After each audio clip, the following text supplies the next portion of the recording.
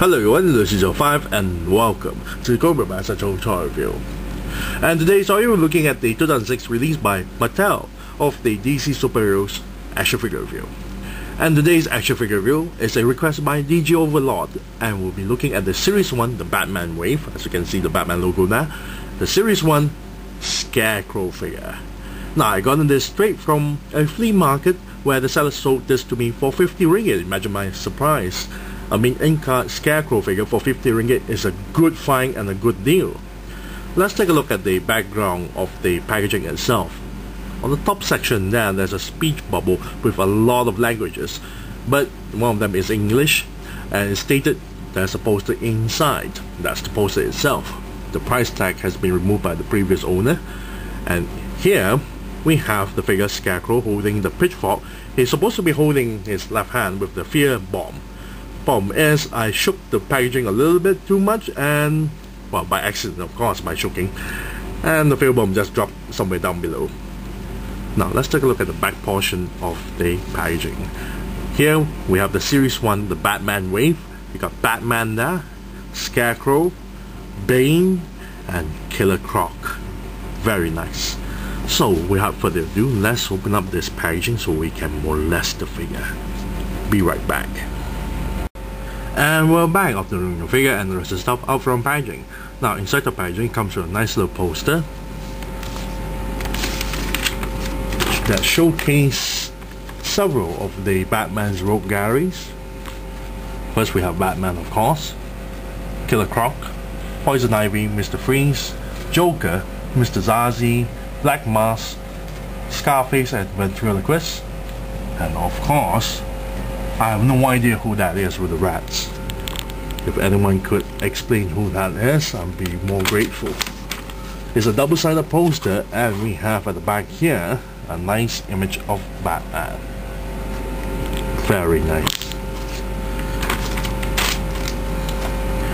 Next up, we'll take a look at Scarecrow's accessories.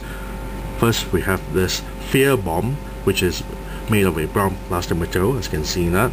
Very little amount of paint job applied to it. Bottom row of teeth here is painted in white, and both sides of the skull is painted in silver. I'm not too sure what those are. Now the eye sockets are nicely done with the mold. The eye sockets has two tubings that look like eyeballs. Very nice. That's where the fear gas came out from.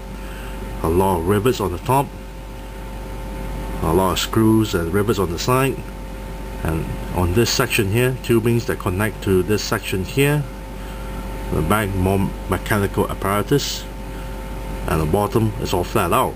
Very nicely done, the details. And of course Scarecrow can actually hold it with his left hand, depending on how you adjust the fingers. There you go. Very nice. Next we have the scythe and the pitchfork. As you can see, this is a single weapon, and rather as tall as Scarecrow is a rather big weapon, as you can see there. Even the blade is quite long. Now the blade is nicely done. It's painted in silver, as you can see there, and there's a lot of details, a lot of weathering, a lot of cuts, a lot of damage. Very nicely done. And you have the long handle and two short handles for Scarecrow to hold either one of them, because he only has one hand that can actually grab onto anything else. The other hand is just an open grip hand. On the end of the scythe itself, there's the pitchfork. Pitchfork is also painted in silver paint job with a bit of red going on. And you can see there's a little bit of damage to the pitchfork as well. Very nicely done. A lot of nice details. Now let's take a look at Scarecrow's paint job.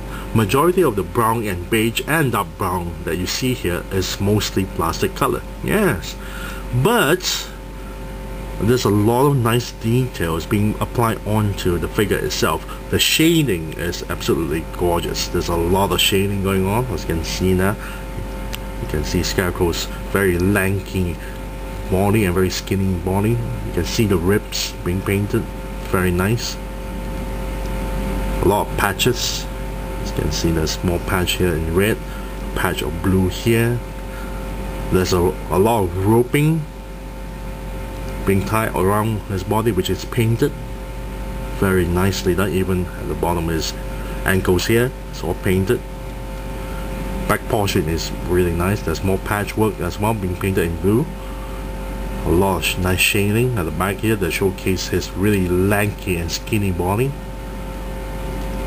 The entire hat is made of a dark brown plastic, but they painted this section in sort of like light brown or almost like red.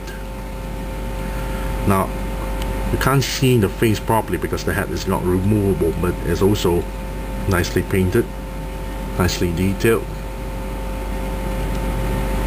Very nice. The paint job is very nicely done. Let's take a look at the figure's mold. First things first, let's do a size comparison, because Scarecrow here is among the most lankiest, the most thinnest, and the most tallest among all the DC Universe Classics figures, not counting the big guys like Killer Croc and whatsoever. So let's do a size comparison. As you can see, Scarecrow easily towers him quite a lot, but as you can see the size of it, he is extremely lanky. I really love the mold, and the mold is extremely unique for Scarecrow here. Now the head, the hat piece and the head itself is actually two different pieces, but they glue it together, so there's no way for you to remove the hat itself, because there's a lot of nice details on the face. I really like the details on the face. He has this one side grin, the grin stops here, that ends up all the way top here. Very nicely done. A lot of stitches too in between. The eyes is nicely done as well. The crooked hat. A lot of tattered pieces, as you can see, a lot of tattered pieces, holes, a lot of ropings. Very nicely done, you can see. And due to the cuts of the joints itself, this one is cut at this section here. As you can see, that's the rope, and for this leg here, the cut of the silver tie is here because the rope is there, hiding the articulation. So does the joints up here as well. Very nicely done. One side of the hand is a gripping hand, the other side is an open hand. As you can see, the details of the hand itself, very nice. A lot of patchwork here, the chest here, even at the back. A lot of nice details at the back here. You can see the shape of his back here, especially his back portion of the bones here. Very nicely done. Very nice. A lot of details. Let's take a look at the figure's articulation. The ball joint for the neck is, well, on the body itself, so the peg is, well, plugged onto the head, so you can actually turn the head like so, and can turn the head 360 degrees. You have to work around with it on this section here. As you can see, this piece here, the tattered pieces here, so you can turn 360 degrees like so. Can move the head up and down, but it's a bit loose. Now shoulder joints here can turn 360 degrees, but you have to be careful because of the tattered parts. So you can turn 360 degrees and lift the arm this far. There's through a cut on the upper bicep that turns 360 degrees. Elbow joint here that bends this far, and wrist joint here that turns 360 degrees.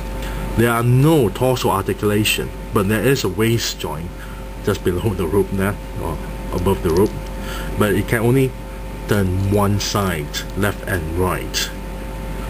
Now the hip joints here is a bit hindered by the tattered pieces of the cloth, so it can only move a little bit forward, but it can move back a lot, and can move to the side this much.